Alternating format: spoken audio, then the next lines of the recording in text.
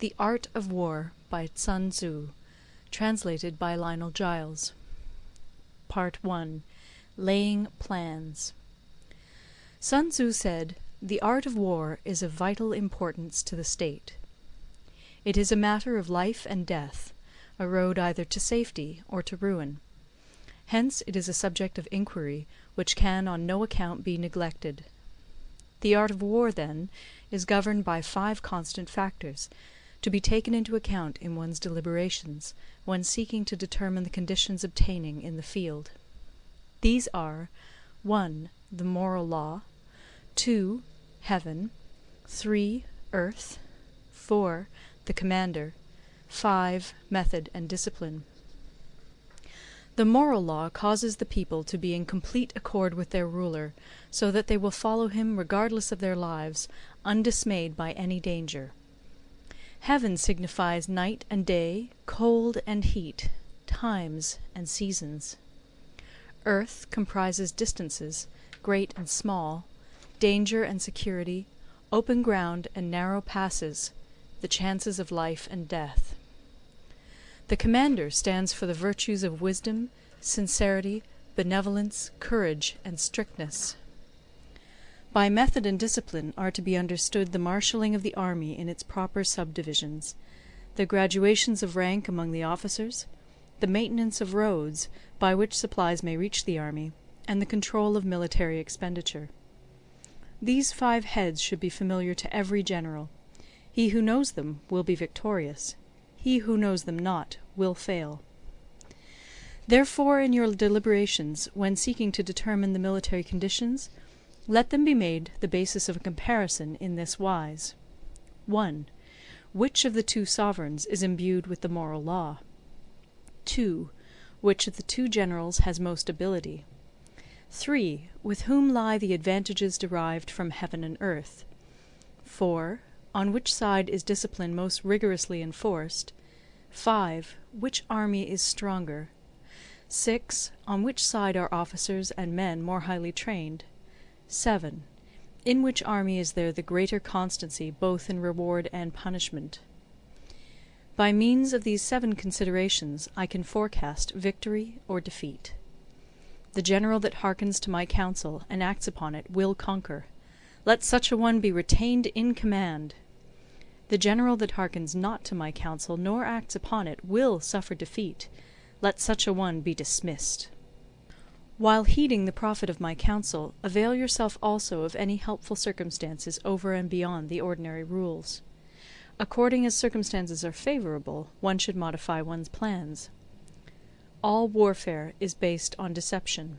Hence, when able to attack, we must seem unable. When using our forces, we must seem inactive. When we are near, we must make the enemy believe we are far away. When far away, we must make him believe we are near.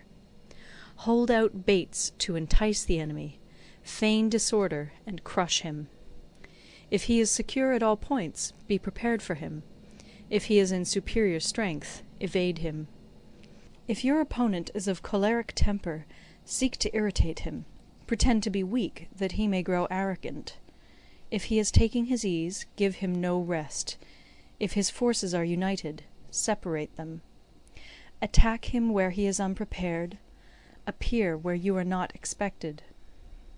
These military devices, leading to victory, must not be divulged beforehand. Now the general who wins a battle makes many calculations in his temple ere the battle is fought. The general who loses a battle makes but few calculations beforehand. Thus do many calculations lead to victory, and few calculations to defeat. How much more no calculation at all? It is by attention to this point that I can foresee who is likely to win or lose. End of Part 1. Part 2. Waging War. Sun Tzu said, "In the operations of war, where there are in the field 1,000 swift chariots, as many heavy chariots, and 100,000 mail-clad soldiers, with provisions enough to carry them 1,000 li, the expenditure at home and at the front, including entertainment of guests, small items such as glue and paint, and sums spent on chariots and armour, will reach the total of 1,000 ounces of silver per day. Such is the cost of raising an army of 100,000 men. When you engage in actual fighting, if victory is long in coming, then men's weapons will grow dull and their ardour will be damped. If you lay siege to a town, you will exhaust your strength. Again, if the campaign is protracted, the resources of the state will not be equal to the strain.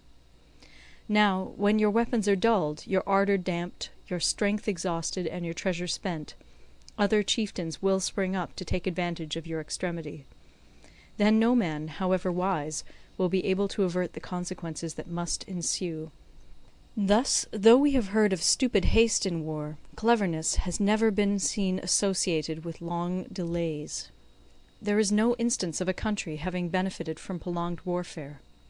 It is only one who is thoroughly acquainted with the evils of war that can thoroughly understand the profitable way of carrying it on.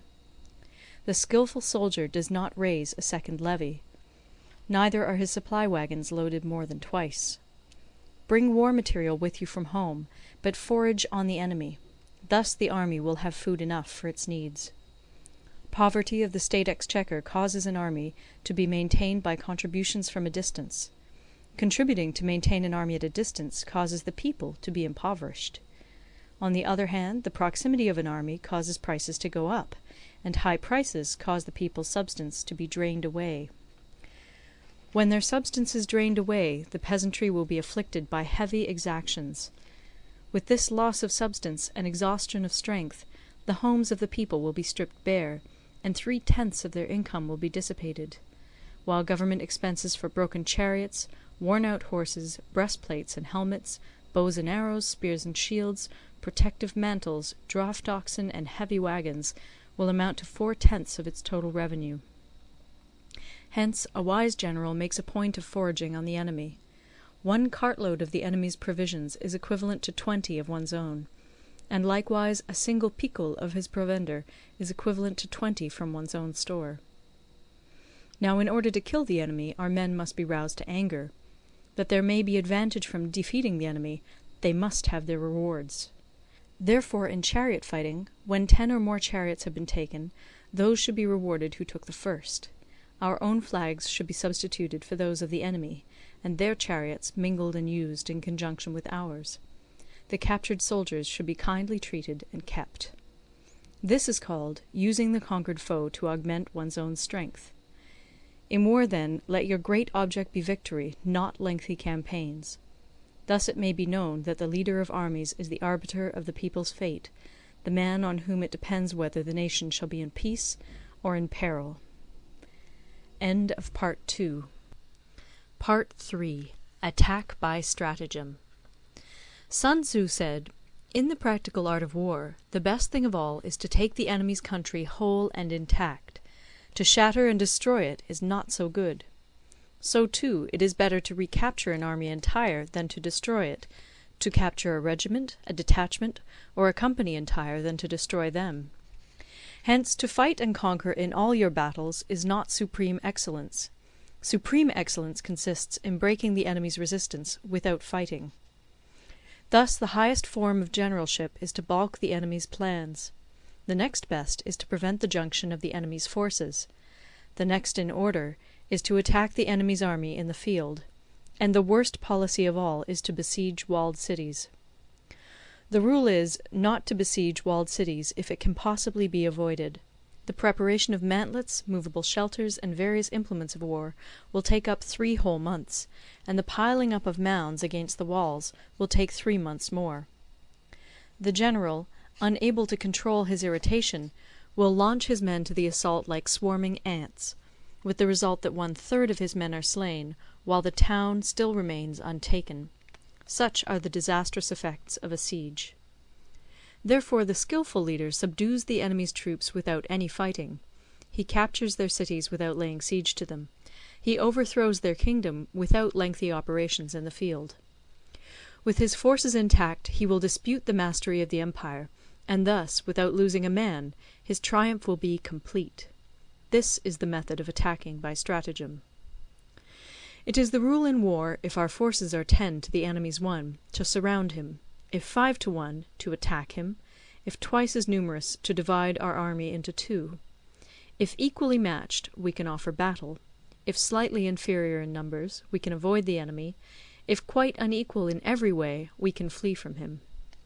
Hence, though an obstinate fight may be made by a small force, in the end it must be captured by the larger force. Now the general is the bulwark of the state. If the bulwark is complete at all points, the state will be strong. If the bulwark is defective, the state will be weak. There are 3 ways in which a ruler can bring misfortune upon his army. 1. By commanding the army to advance or to retreat, being ignorant of the fact that it cannot obey. This is called hobbling the army. 2. By attempting to govern an army in the same way as he administers a kingdom, being ignorant of the conditions which obtain in an army. This causes restlessness in the soldiers' minds. 3. By employing the officers of his army without discrimination through ignorance of the military principle of adaptation to circumstances. This shakes the confidence of the soldiers. But when the army is restless and distrustful, trouble is sure to come from the other feudal princes. This is simply bringing anarchy into the army, and flinging victory away. Thus we may know that there are 5 essentials for victory. 1. He will win who knows when to fight and when not to fight. 2. He will win who knows how to handle both superior and inferior forces. 3. He will win whose army is animated by the same spirit throughout all its ranks. 4. He will win who, prepared himself, waits to take the enemy unprepared. 5. He will win who has military capacity and is not interfered with by the sovereign. Hence the saying, if you know the enemy and know yourself, you need not fear the result of 100 battles. If you know yourself, but not the enemy, for every victory gained you will also suffer a defeat. If you know neither the enemy nor yourself, you will succumb in every battle. End of Part 3. Part 4. Tactical Dispositions. Sun Tzu said, "The good fighters of old first put themselves beyond the possibility of defeat, and then waited for an opportunity of defeating the enemy. To secure ourselves against defeat lies in our own hands, but the opportunity of defeating the enemy is provided by the enemy himself. Thus the good fighter is able to secure himself against defeat, but cannot make certain of defeating the enemy. Hence the saying, one may know how to conquer without being able to do it." Security against defeat implies defensive tactics. Ability to defeat the enemy means taking the offensive. Standing on the defensive indicates insufficient strength. Attacking, a superabundance of strength. The general who is skilled in defence hides in the most secret recesses of the earth. He who is skilled in attack flashes forth from the topmost heights of heaven. Thus, on the one hand, we have ability to protect ourselves, on the other, a victory that is complete. To see victory only when it is within the ken of the common herd is not the acme of excellence. Neither is it the acme of excellence if you fight and conquer, and the whole empire says, "Well done!" To lift an autumn hair is no sign of great strength. To see the sun and moon is no sign of sharp sight. To hear the noise of thunder is no sign of a quick ear. What the ancients called a clever fighter is one who not only wins, but excels in winning with ease. Hence his victories bring him neither reputation for wisdom nor credit for courage.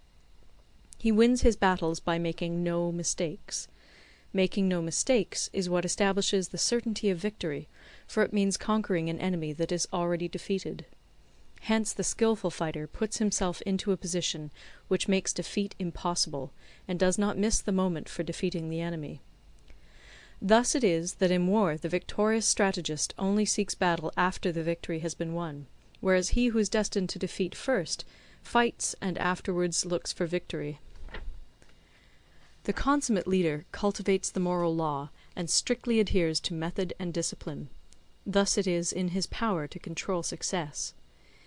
In respect of military method we have, firstly, measurement; secondly, estimation of quantity; thirdly, calculation; fourthly, balancing of chances; fifthly, victory. Measurement owes its existence to earth; estimation of quantity to measurement; calculation to estimation of quantity; balancing of chances to calculation; and victory to balancing of chances. A victorious army opposed to a routed one is as a pound's weight placed in the scale against a single grain. The onrush of a conquering force is like the bursting of pent-up waters into a chasm 1,000 fathoms deep. End of Part 4. Part 5. Energy. Sun Tzu said, "The control of a large force is the same principle as the control of a few men. It is merely a question of dividing up their numbers." Fighting with a large army under your command is nowise different from fighting with a small one. It is merely a question of instituting signs and signals. To ensure that your whole host may withstand the brunt of the enemy's attack and remain unshaken, this is effected by manoeuvres direct and indirect. That the impact of your army may be like a grindstone dashed against an egg, this is effected by the science of weak points and strong. In all fighting, the direct method may be used for joining battle, but indirect methods will be needed in order to secure victory. Indirect tactics, efficiently applied, are inexhaustible as heaven and earth, unending as the flow of rivers and streams. Like the sun and moon, they end but to begin anew. Like the 4 seasons, they pass away to return once more. There are not more than 5 musical notes, yet the combinations of these 5 give rise to more melodies than can ever be heard. There are not more than 5 primary colours, blue, yellow, red, white, and black, yet in combination they produce more hues than can ever be seen. There are not more than 5 cardinal tastes, sour, acrid, salt, sweet, bitter, yet combinations of them yield more flavours than can ever be tasted. In battle there are not more than 2 methods of attack, the direct and the indirect, yet these 2 in combination give rise to an endless series of manoeuvres. The direct and the indirect lead on to each other in turn. It is like moving in a circle, you never come to an end. Who can exhaust the possibilities of their combination? The onset of troops is like the rush of a torrent which will even roll stones along in its course. The quality of decision is like the well-timed swoop of a falcon, which enables it to strike and destroy its victim. Therefore, the good fighter will be terrible in his onset, and prompt in his decision. Energy may be likened to the bending of a crossbow, decision to the releasing of a trigger. Amid the turmoil and tumult of battle, there may be seeming disorder, and yet no real disorder at all. Amid confusion and chaos, your array may be without head or tail, yet it will be proof against defeat. Simulated disorder postulates perfect discipline. Simulated fear postulates courage. Simulated weakness postulates strength. Hiding order beneath the cloak of disorder is simply a question of subdivision. Concealing courage under the show of timidity presupposes a fund of latent energy. Masking strength with weakness is to be effected by tactical dispositions. Thus, one who is skilful at keeping the enemy on the move maintains deceitful appearances, according to which the enemy will act. He sacrifices something that the enemy may snatch at it. By holding out baits, he keeps him on the march. Then, with a body of picked men, he lies in wait for him. The clever combatant looks to the effect of combined energy, and does not require too much from individuals.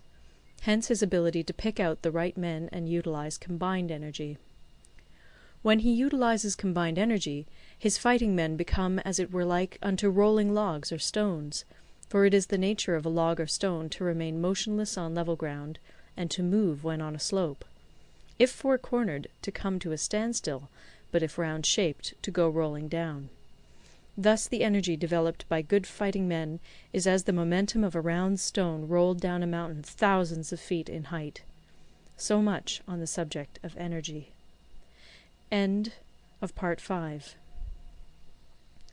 Part 6. Weak Points and Strong. Sun Tzu said, "Whoever is first in the field and awaits the coming of the enemy will be fresh for the fight. Whoever is second in the field and has to hasten to battle will arrive exhausted." Therefore the clever combatant imposes his will on the enemy, but does not allow the enemy's will to be imposed on him. By holding out advantages to him, he can cause the enemy to approach of his own accord, or, by inflicting damage, he can make it impossible for the enemy to draw near. If the enemy is taking his ease, he can harass him. If well supplied with food, he can starve him out. If quietly encamped, he can force him to move. Appear at points which the enemy must hasten to defend. March swiftly to places where you are not expected. An army may march great distances without distress, if it marches through country where the enemy is not. You can be sure of succeeding in your attacks if you only attack places which are undefended. You can ensure the safety of your defence if you only hold positions that cannot be attacked. Hence that general is skilful in attack whose opponent does not know what to defend, and he is skilful in defence whose opponent does not know what to attack. O divine art of subtlety and secrecy! Through you we learn to be invisible, through you inaudible, and hence we can hold the enemy's fate in our hands. You may advance and be absolutely irresistible if you make for the enemy's weak points. You may retire and be safe from pursuit if your movements are more rapid than those of the enemy. If we wish to fight, the enemy can be forced to an engagement even though he be sheltered behind a high rampart and a deep ditch. All we need do is attack some other place that he will be obliged to relieve. If we do not wish to fight, we can prevent the enemy from engaging us even though the lines of our encampment be merely traced out on the ground. All we need do is throw something odd and unaccountable in his way. By discovering the enemy's dispositions and remaining invisible ourselves, we can keep our forces concentrated while the enemy's must be divided. We can form a single united body while the enemy must split up into fractions. Hence there will be a whole pitted against separate parts of a whole, which means that we shall be many to the enemy's few.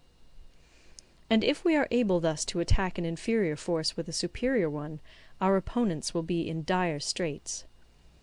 The spot where we intend to fight must not be made known, for then the enemy will have to prepare against a possible attack at several different points. And his forces being thus distributed in many directions, the numbers we shall have to face at any given point will be proportionately few. For should the enemy strengthen his van, he will weaken his rear. Should he strengthen his rear, he will weaken his van. Should he strengthen his left, he will weaken his right. Should he strengthen his right, he will weaken his left. If he sends reinforcements everywhere, he will everywhere be weak. Numerical weakness comes from having to prepare against possible attacks. Numerical strength from compelling our adversary to make these preparations against us. Knowing the place and the time of the coming battle, we may concentrate from the greatest distances in order to fight. But if neither time nor place be known, then the left wing will be impotent to succour the right equally impotent to succour the left, the van unable to relieve the rear, or the rear to support the van.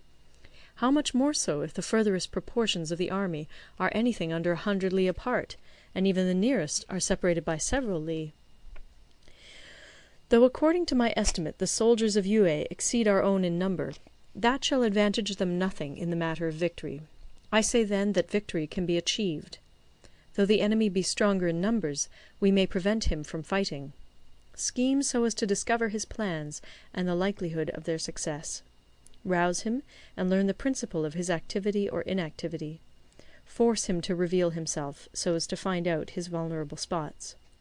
Carefully compare the opposing army with your own, so that you may know where strength is superabundant and where it is deficient. In making tactical dispositions, the highest pitch you can attain is to conceal them.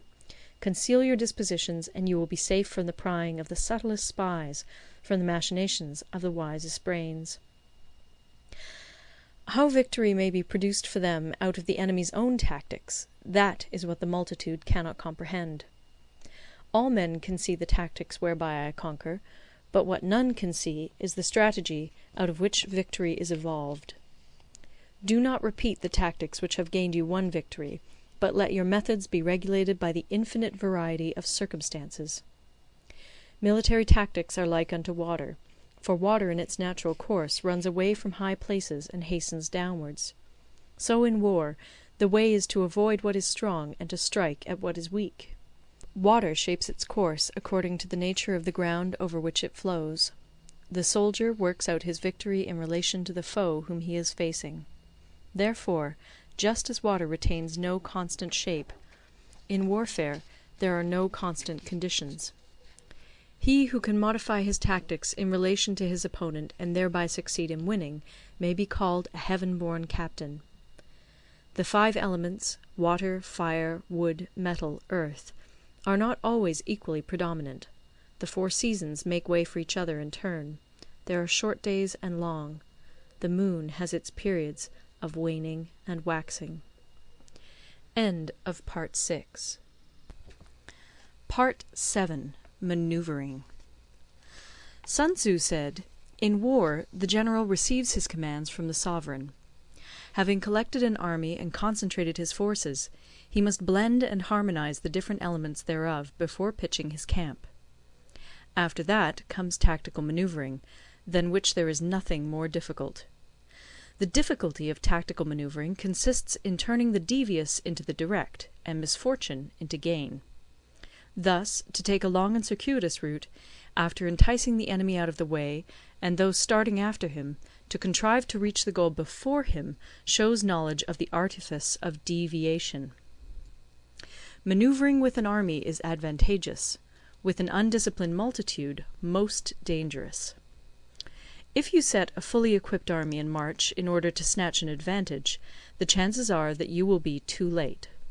On the other hand, to detach a flying column for the purpose involves the sacrifice of its baggage and stores. Thus, if you order your men to roll up their buff coats, and make forced marches without halting day or night, covering double the usual distance at a stretch, doing 100 li in order to wrest an advantage, the leaders of all your 3 divisions will fall into the hands of the enemy. The stronger men will be in front, the jaded ones will fall behind, and on this plan only 1/10 of your army will reach its destination. If you march 50 li in order to outmanoeuvre the enemy, you will lose the leader of your first division, and only half your force will reach the goal. If you march 30 li with the same object, 2/3 of your army will arrive. We may take it then that an army without its baggage train is lost; without provisions it is lost; without bases of supply it is lost. We cannot enter into alliances until we are acquainted with the designs of our neighbours. We are not fit to lead an army on the march unless we are familiar with the face of the country, its mountains and forests, its pitfalls and precipices, its marshes and swamps. We shall be unable to turn natural advantage to account unless we make use of local guides. In war, practice dissimulation and you will succeed. Whether to concentrate or to divide your troops must be decided by circumstances. Let your rapidity be that of the wind, your compactness that of the forest. In raiding and plundering be like fire, in immovability like a mountain. Let your plans be dark, and impenetrable as night, and when you move, fall like a thunderbolt. When you plunder a countryside, let the spoil be divided amongst your men. When you capture new territory, cut it up into allotments for the benefit of the soldiery. Ponder and deliberate before you make a move. He will conquer who has learnt the artifice of deviation. Such is the art of manoeuvring. The Book of Army Management says, "On the field of battle the spoken word does not carry far enough. Hence the institution of gongs and drums. Nor can ordinary objects be seen clearly enough. Hence the institution of banners and flags. Gongs and drums, banners and flags, are means whereby the ears and eyes of the host may be focused on one particular point. The host thus forming a single united body, it is impossible either for the brave to advance alone, or for the cowardly to retreat alone. This is the art of handling large masses of men. In night fighting, then, make much use of signal flyers and drums, and in fighting by day, of flags and banners, as a means of influencing the ears and eyes of your army. A whole army may be robbed of its spirit. A commander-in-chief may be robbed of his presence of mind. Now, a soldier's spirit is keenest in the morning; by noonday it has begun to flag, and in the evening his mind is bent only on returning to camp. A clever general, therefore, avoids an army when its spirit is keen, but attacks it when it is sluggish and inclined to return. This is the art of studying moods. Disciplined and calm, to await the appearance of disorder and hubbub amongst the enemy. This is the art of retaining self-possession. to be near the goal while the enemy is still far from it, to wait at ease while the enemy is toiling and struggling, to be well fed while the enemy is famished. This is the art of husbanding one's strength. To refrain from intercepting an enemy whose banners are in perfect order, to refrain from attacking an army drawn up in calm and confident array, this is the art of studying circumstances. It is a military axiom not to advance uphill against the enemy, nor to oppose him when he comes downhill. Do not pursue an enemy who simulates flight. Do not attack soldiers whose temper is keen. Do not swallow bait offered by the enemy. Do not interfere with an army that is returning home. When you surround an army, leave an outlet free. Do not press a desperate foe too hard. Such is the art of warfare. End of Part 7. Part 8. Variation in Tactics. Sun Tzu said, "In war, the general receives his commands from the sovereign, collects his army, and concentrates his forces.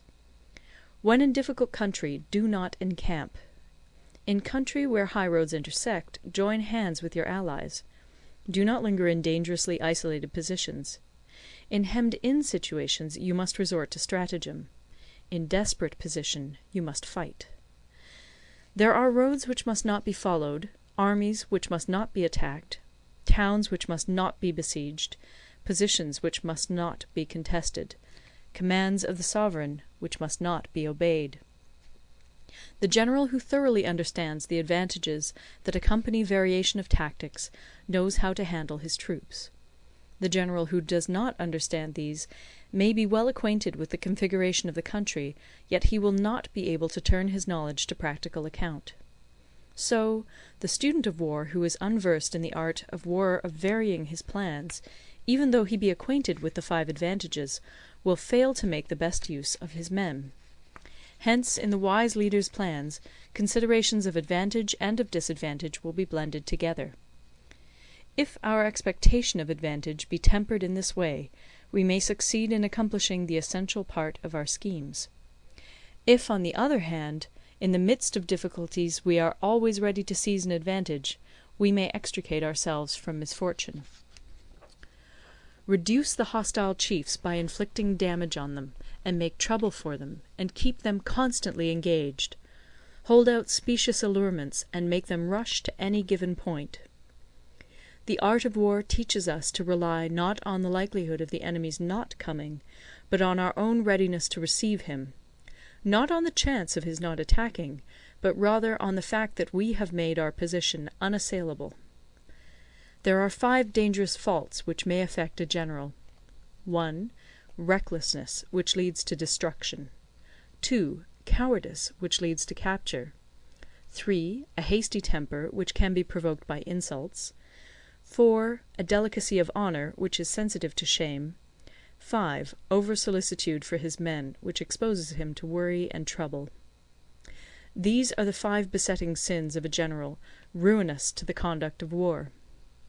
When an army is overthrown and its leader slain, the cause will surely be found among these 5 dangerous faults.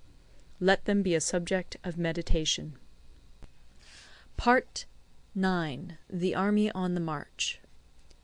Sun Tzu said, "We come now to the question of encamping the army, and observing signs of the enemy. Pass quickly over mountains, and keep in the neighbourhood of valleys. Camp in high places, facing the sun. Do not climb heights in order to fight." So much for mountain warfare. After crossing a river, you should get far away from it. When an invading force crosses a river in its onward march, do not advance to meet it in midstream. It will be best to let half the army get across, and then deliver your attack. If you are anxious to fight, you should not go to meet the invader near a river which he has to cross. Moor your craft higher up than the enemy, and facing the sun. Do not move upstream to meet the enemy. So much for river warfare. In crossing salt marshes, your sole concern should be to get over them quickly, without any delay. If forced to fight in a salt marsh, you should have water and grass near you, and get your back to a clump of trees. So much for operations in salt marshes. In dry, level country, take up an easily accessible position with rising ground to your right and on your rear, so that the danger may be in front and safety lie behind. So much for campaigning in flat country.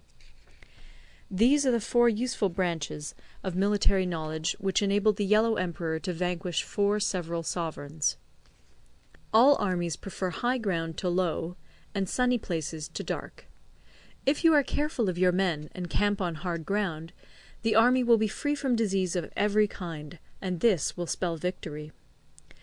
When you come to a hill or a bank, occupy the sunny side, with the slope on your right rear. Thus you will at once act for the benefit of your soldiers, and utilize the natural advantages of the ground. When, in consequence of heavy rains up country, a river which you wish to ford is swollen and flecked with foam, you must wait until it subsides. Country in which there are precipitous cliffs with torrents running between, deep natural hollows, confined places, tangled thickets, quagmires, and crevasses, should be left with all possible speed, and not approached. While we keep away from such places, we should get the enemy to approach them. While we face them, we should let the enemy have them on his rear. If in the neighbourhood of your camp there should be any hilly country, ponds surrounded by aquatic grass, hollow basins filled with reeds, or woods with thick undergrowth, they must be carefully routed out and searched, for these are places where men in ambush or insidious spies are likely to be lurking. When the enemy is close at hand and remains quiet, he is relying on the natural strength of his position. When he keeps aloof and tries to provoke a battle, he is anxious for the other side to advance. If his place of encampment is easy of access, he is tendering a bait. Movement amongst the trees of a forest shows that the enemy is advancing. The appearance of a number of screens in the midst of thick grass means that the enemy wants to make us suspicious. The rising of birds in their flight is the sign of an ambuscade. Startled beasts indicate that a sudden attack is coming. When there is dust rising in a high column, it is the sign of chariots advancing. When the dust is low, but spread over a wide area, it betokens the approach of infantry. When it branches out in different directions, it shows that parties have been sent to collect firewood. A few clouds of dust, moving to and fro, signify that the army is encamping. Humble words and increased preparations are signs that the enemy is about to advance. Violent language and driving forward as if to the attack are signs that he will retreat. When the light chariots come out first and take up a position on the wings, it is a sign that the enemy is forming for battle. Peace proposals unaccompanied by a sworn covenant indicate a plot. When there is much running about, and the soldiers fall into rank, it means that the critical moment has come.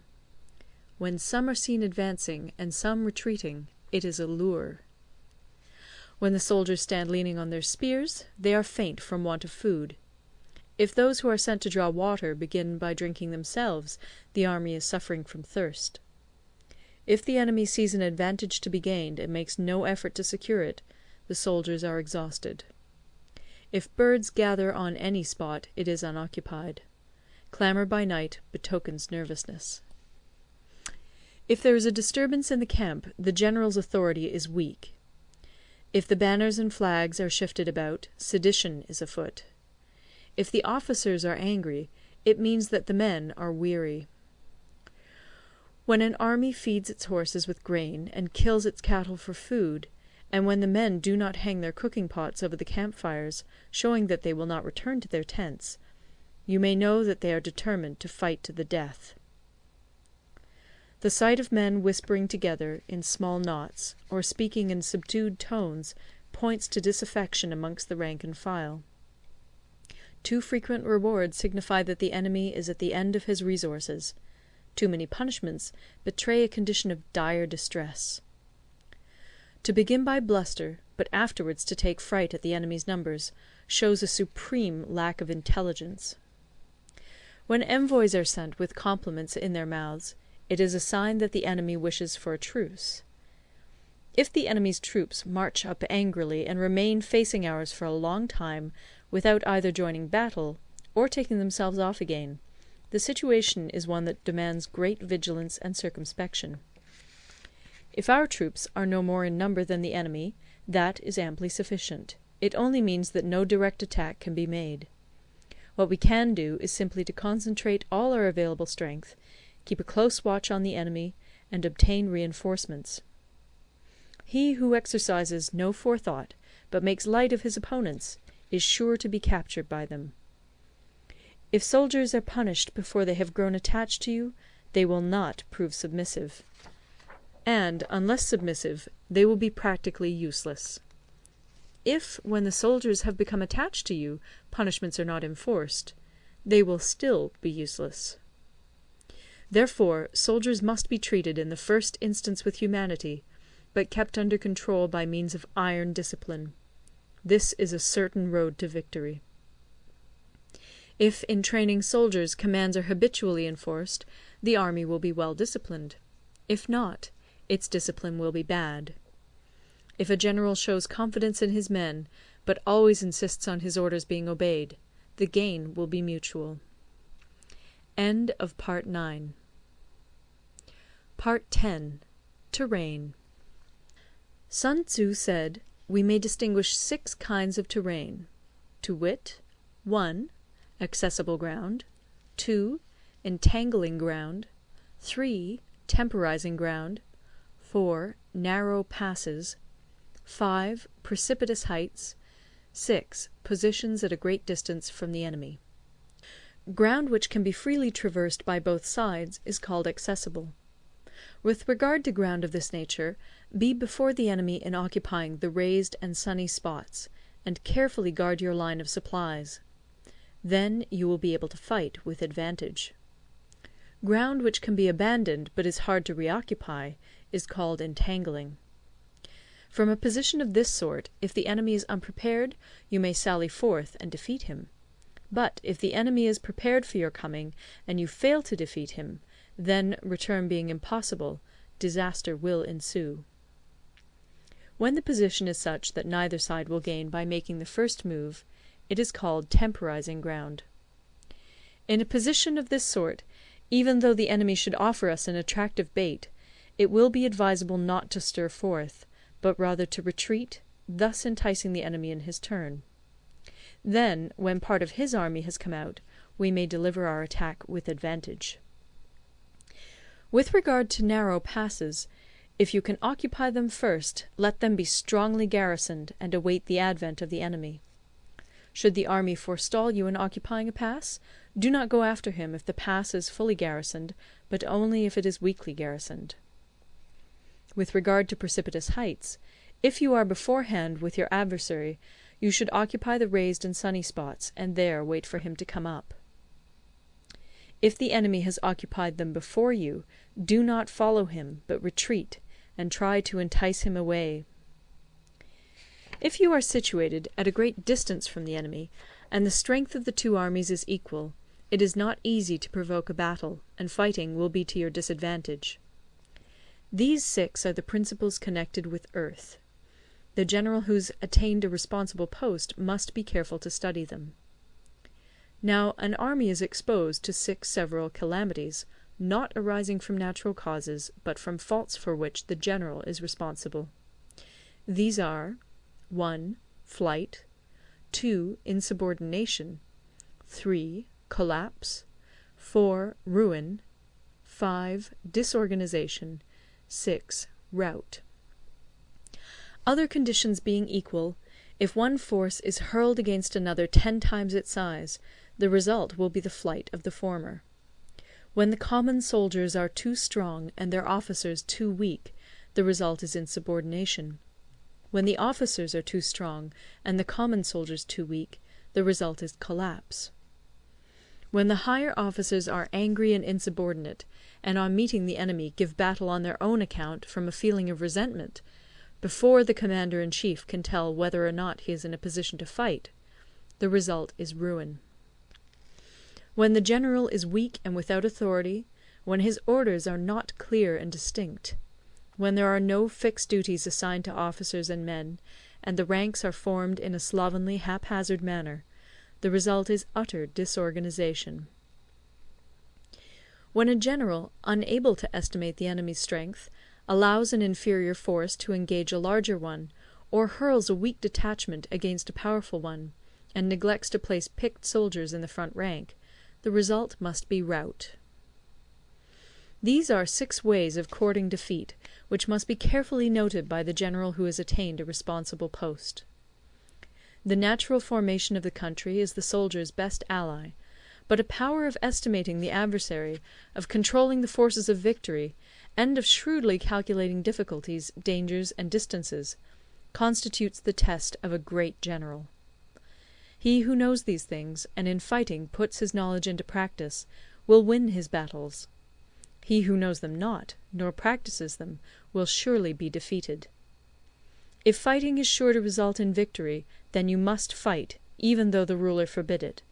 If fighting will not result in victory, then you must not fight even at the ruler's bidding. The general who advances without coveting fame, and retreats without fearing disgrace, whose only thought is to protect his country and do good service for his sovereign, is the jewel of the kingdom. Regard your soldiers as your children, and they will follow you into the deepest valleys. Look upon them as your own beloved sons, and they will stand by you even unto death. If, however, you are indulgent, but unable to make your authority felt, kind-hearted, but unable to enforce your commands, and incapable, moreover, of quelling disorder, then your soldiers must be likened to spoilt children. They are useless for any practical purpose. If we know that our own men are in a condition to attack, but are unaware that the enemy is not open to attack, we have gone only half-way towards victory. If we know that the enemy is open to attack, but are unaware that our own men are not in a condition to attack, we have gone only half-way towards victory. If we know that the enemy is open to attack, and also know that our men are in a condition to attack, but are unaware that the nature of the ground makes fighting impracticable, we have still only gone half-way towards victory. Hence the experienced soldier, once in motion, is never bewildered. Once he has broken camp, he is never at a loss. Hence the saying, "If you know the enemy and know yourself, your victory will not stand in doubt. If you know heaven and know earth, you may make your victory complete." End of Part 10. Part 11. The 9 Situations. Sun Tzu said, "The art of war recognizes 9 varieties of ground. 1. Dispersive ground. 2. Facile ground. 3. Contentious ground. 4. Open ground. 5. Ground of intersecting highways. 6. Serious ground. 7. Difficult ground. 8. Hemmed-in ground. 9. Desperate ground. When a chieftain is fighting in his own territory, it is dispersive ground. When he has penetrated into hostile territory, but to no great distance, it is facile ground. Ground the possession of which imports great advantage to either side is contentious ground. Ground on which each side has liberty of movement is open ground. Ground which forms the key to 3 contiguous states, so that he who occupies it first has most of the empire at his command, is a ground of intersecting highways. When an army has penetrated into the heart of a hostile country, leaving a number of fortified cities in its rear, it is serious ground. Mountain forests, rugged steeps, marshes, and fens, all country that is hard to traverse, this is difficult ground. Ground which is reached through narrow gorges, and from which we can only retire by tortuous paths, so that a small number of the enemy would suffice to crush a large body of our men, this is hemmed-in ground. Ground on which we can only be saved from destruction by fighting without delay is desperate ground. On dispersive ground, therefore, fight not. On facile ground, halt not. On contentious ground, Attack not. On open ground do not try to block the enemy's way. On the ground of intersecting highways, join hands with your allies. On serious ground, gather in plunder. In difficult ground, keep steadily on the march. On hemmed-in ground, resort to stratagem. On desperate ground, fight. Those who were called skilful leaders of old knew how to drive a wedge between the enemy's front and rear, to prevent cooperation between his large and small divisions, to hinder the good troops from rescuing the bad, the officers from rallying their men. When the enemy's men were united, they managed to keep them in disorder. When it was to their advantage, they made a forward move; when otherwise, they stopped still. If asked how to cope with a great host of the enemy in orderly array, and on the point of marching to the attack, I should say, begin by seizing something which your opponent holds dear. Then he will be amenable to your will. Rapidity is the essence of war. Take advantage of the enemy's unreadiness. Make your way by unexpected routes, and attack unguarded spots. The following are the principles to be observed by an invading force. The further you penetrate into a country, the greater will be the solidarity of your troops, and thus the defenders will not prevail against you. Make forays in fertile country in order to supply your army with food. Carefully study the well-being of your men, and do not overtax them. Concentrate your energy and hoard your strength. Keep your army continually on the move, and devise unfathomable plans. Throw your soldiers into positions whence there is no escape, and they will prefer death to flight. If they will face death, there is nothing they may not achieve. Officers and men alike will put forth their uttermost strength. Soldiers, when in desperate straits, lose the sense of fear. If there is no place of refuge, they will stand firm. If they are in hostile country, they will show a stubborn front. If there is no help for it, they will fight hard. Thus, without waiting to be marshalled, the soldiers will be constantly on the qui-vive. Without waiting to be asked, they will do your will. Without restrictions, they will be faithful. Without giving orders, they can be trusted. Prohibit the taking of omens, and do away with superstitious doubts. Then, until death itself comes, no calamity need be feared. If our soldiers are not overburdened with money, it is not because they have a distaste for riches. If their lives are not unduly long, it is not because they are disinclined to longevity. On the day they are ordered out to battle, your soldiers may weep, those sitting up bedewing their garments, and those lying down, letting the tears run down their cheeks. But let them once be brought to bay, and they will display the courage of a Chu or a Kui. The skilful tactician may be likened to the Shuai-jan. Now, the Shuai-jan is a snake that is found in the Ch'ung mountains. Strike at its head, and you will be attacked by its tail. Strike at its tail, and you will be attacked by its head. Strike at the middle, and you will be attacked by head and tail both. Asked if an army can be made to imitate the Shuai-jan, I should answer yes. For the men of Wu and the men of Yue are enemies. Yet if they are crossing a river in the same boat, and are caught by a storm, they will come to each other's assistance, just as the left hand helps the right. Hence it is not enough to put one's trust in the tethering of horses and the burying of chariot wheels in the ground. The principle on which to manage an army is to set up one standard of courage, which all must reach. How to make the best of both strong and weak, that is a question involving the proper use of ground. Thus, the skilful general conducts his army just as though he were leading a single man, willy-nilly, by the hand. It is the business of a general to be quiet, and thus ensure secrecy; upright and just, and thus maintain order. He must be able to mystify his officers and men by false reports and appearances, and thus keep them in total ignorance. By altering his arrangements and changing his plans, he keeps the enemy without definite knowledge. By shifting his camp and taking circuitous routes, he prevents the enemy from anticipating his purpose. At the critical moment the leader of an army acts like one who has climbed up a height and then kicks away the ladder behind him. He carries his men deep into hostile territory before he shows his hand. He burns his boats and breaks his cooking pots. Like a shepherd driving a flock of sheep, he drives his men this way and that, and nothing knows whither he is going.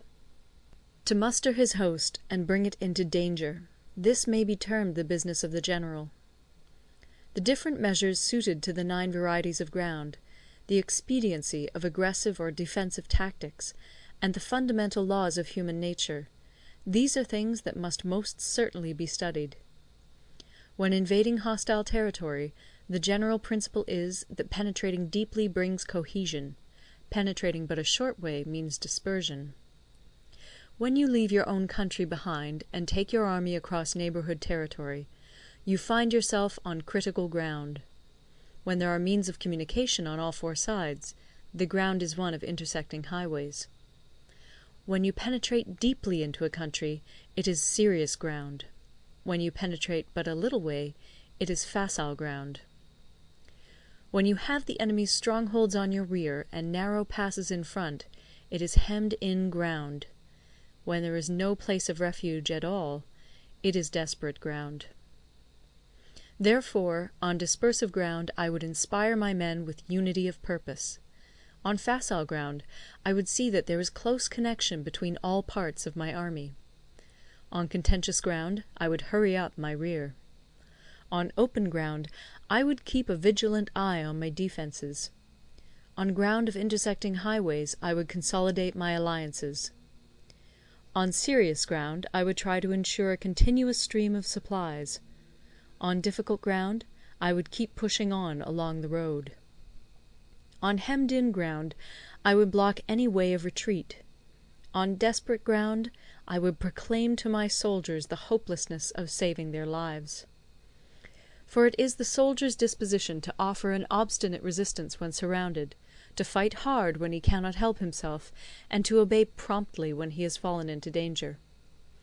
We cannot enter into alliance with neighbouring princes until we are acquainted with their designs. We are not fit to lead an army on the march unless we are familiar with the face of the country, its mountains and forests, its pitfalls and precipices, its marshes and swamps. We shall be unable to turn natural advantages to account unless we make use of local guides. To be ignored of any one of the following 4 or 5 principles does not befit a warlike prince. When a warlike prince attacks a powerful state, his generalship shows itself in preventing the concentration of the enemy's forces. He overawes his opponents, and their allies are prevented from joining against him. Hence he does not strive to ally himself with all and sundry, nor does he foster the power of other states. He carries out his own secret designs, keeping his antagonists in awe. Thus he is able to capture their cities and overthrow their kingdoms. Bestow rewards without regard to rule, issue orders without regard to previous arrangements, and you will be able to handle a whole army as though you had to do with but a single man. Confront your soldiers with the deed itself. Never let them know your design. When the outlook is bright, bring it before their eyes, but tell them nothing when the situation is gloomy. Place your army in deadly peril, and it will survive. Plunge it into desperate straits, and it will come off in safety. For it is precisely when a force has fallen into harm's way that it is capable of striking a blow for victory. Success in warfare is gained by carefully accommodating ourselves to the enemy's purpose. By persistently hanging on the enemy's flank, we shall succeed in the long run in killing the commander-in-chief. This is called ability to accomplish a thing by sheer cunning. On the day that you take up your command, block the frontier passes, destroy the official tallies, and stop the passage of all emissaries. Be stern in the council chamber, so that you may control the situation. If the enemy leaves the door open, you must rush in. Forestall your opponent by seizing what he holds dear, and subtly contrive to time his arrival on the ground. Walk in the path defined by rule, and accommodate yourself to the enemy until you can fight a decisive battle. At first, then, exhibit the coyness of a maiden, until the enemy gives you an opening. Afterwards emulate the rapidity of a running hare, and it will be too late for the enemy to oppose you. End of Part 11. Part 12. The Attack by Fire. Sun Tzu said, "There are 5 ways of attacking with fire. The first is to burn soldiers in their camp. The second is to burn stores. The third is to burn baggage trains. The fourth is to burn arsenals and magazines. The fifth is to hurl dropping fire amongst the enemy." In order to carry out an attack, we must have means available. The material for raising fire should always be kept in readiness. There is a proper season for making attacks with fire, and special days for starting a conflagration. The proper season is when the weather is very dry. The special days are those when the moon is in the constellations of the Sieve, the Wall, the Wing, or the Crossbar, for these 4 are all days of rising wind. In attacking with fire, one should be prepared to meet 5 possible developments. 1. When fire breaks out inside to enemy's camp, respond at once with an attack from without. 2. If there is an outbreak of fire, but the enemy's soldiers remain quiet, bide your time and do not attack. 3. When the force of the flames has reached its height, follow it up with an attack, if that is practicable. If not, stay where you are. 4. If it is possible to make an assault with fire from without, do not wait for it to break out within, but deliver your attack at a favourable moment. 5. When you start a fire, be to windward of it. Do not attack from the leeward. A wind that rises in the daytime lasts long, but a night breeze soon falls. In every army, the 5 developments connected with fire must be known, the movements of the stars calculated, and a watch kept for the proper days. Hence, those who use fire as an aid to the attack show intelligence. Those who use water as an aid to the attack gain an accession of strength. By means of water, an enemy may be intercepted, but not robbed of all his belongings. Unhappy is the fate of one who tries to win his battles and succeed in his attacks without cultivating the spirit of enterprise, for the result is a waste of time and general stagnation. Hence the saying, "The enlightened ruler lays his plans well ahead. The good general cultivates his resources." Move not unless you see an advantage. Use not your troops unless there is something to be gained. Fight not unless the position is critical. No ruler should put troops into the field merely to gratify his own spleen. No general should fight a battle simply out of pique. If it is to your advantage, make a forward move. If not, stay where you are. Anger may in time change to gladness. Vexation may be succeeded by content. But a kingdom that has once been destroyed can never come again into being, nor can the dead ever be brought back to life. Hence the enlightened ruler is heedful, and the good general full of caution. This is the way to keep a country at peace and an army intact. End of Part 12. Part 13. The Use of Spies. Sun Tzu said, "Raising a host of 100,000 men, and marching them great distances, entails heavy loss on the people, and a drain on the resources of the state. The daily expenditure will amount to 1,000 ounces of silver. There will be commotion at home and abroad, and men will drop down exhausted on the highways. As many as 700,000 families will be impeded in their labour. Hostile armies may feast each other for years, striving for the victory which is decided in a single day. This being so, to remain in ignorance of the enemy's condition simply because one grudges the outlay of 100 ounces of silver in honours and emoluments is the height of inhumanity. One who acts thus is no leader of men, no present help to his sovereign, no master of victory. Thus, what enables the wise sovereign and the good general to strike and conquer and achieve things beyond the reach of ordinary men, is foreknowledge. Now, this foreknowledge cannot be elicited from spirits. It cannot be obtained inductively from experience, nor by any deductive calculation. Knowledge of the enemy's dispositions can only be obtained from other men. Hence the use of spies, of whom there are 5 classes: 1. Local spies. 2. Inward spies. 3. Converted spies. 4. Doomed spies. 5. Surviving spies. When these 5 kinds of spy are all at work, none can discover the secret system. This is called divine manipulation of the threads. It is the sovereign's most precious faculty. Having local spies means employing the services of the inhabitants of a district. Having inward spies, making use of officials of the enemy. Having converted spies, getting hold of the enemy's spies and using them for our own purposes. Having doomed spies, doing certain things openly for purposes of deception, and allowing our spies to know of them and report them to the enemy. Surviving spies, finally, are those who bring back news from the enemy's camp. Hence it is that none in the whole army are more intimate relations to be maintained than with spies. None should be more liberally rewarded. In no other business should greater secrecy be preserved. Spies cannot be usefully employed without a certain intuitive sagacity. They cannot be properly managed without benevolence and straightforwardness. Without subtle ingenuity of mind, one cannot make certain of the truth of their reports. Be subtle, and use your spies for every kind of business. If a secret piece of news is divulged by a spy before the time is ripe, he must be put to death together with the man to whom the secret was told.